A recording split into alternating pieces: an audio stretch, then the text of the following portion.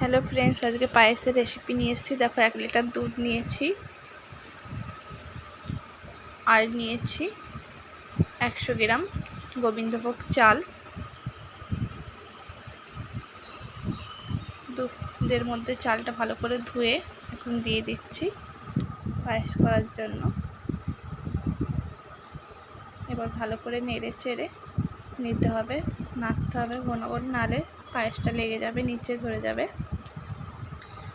এখন দিয়ে দিচ্ছি এলাচ,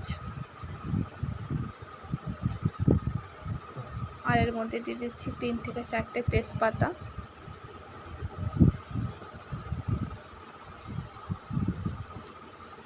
এটাকে নেড়ে রাখতে হবে ঘন ঘন, নালে পায়েসটা নিচে লেগে যেতে পারে।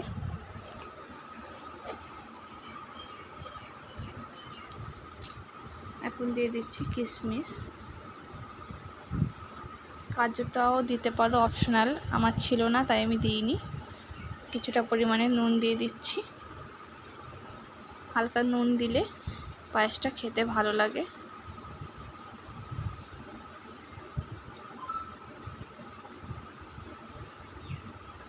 তো দেখো কীভাবে আমি করছি, পায়েসটা এভাবে নাড়তে হবে, নালে নিচে লেগে যাবে।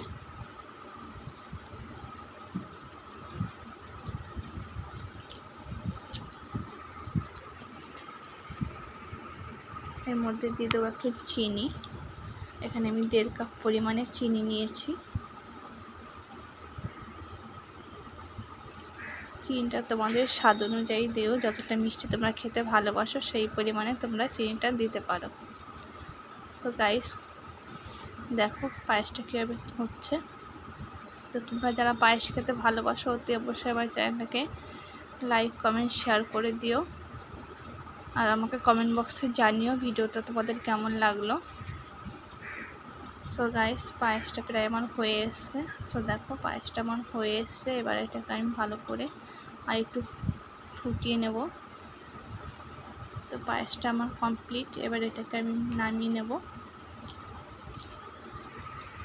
সো গাইস, দেখো পায়েসটা এবার আমি নামিয়ে নিয়েছি। তো তোমাদের কেমন লাগলো অতি অবশ্যই কমেন্ট বক্সে জানিও। আর ভিডিওটা অবশ্যই তোমরা পুরোটা দেখো আর আমাকে লাইক, কমেন্ট, শেয়ার করে দিও। So guys, tata, bye bye, ভালো থেকো তোমরা সবাই।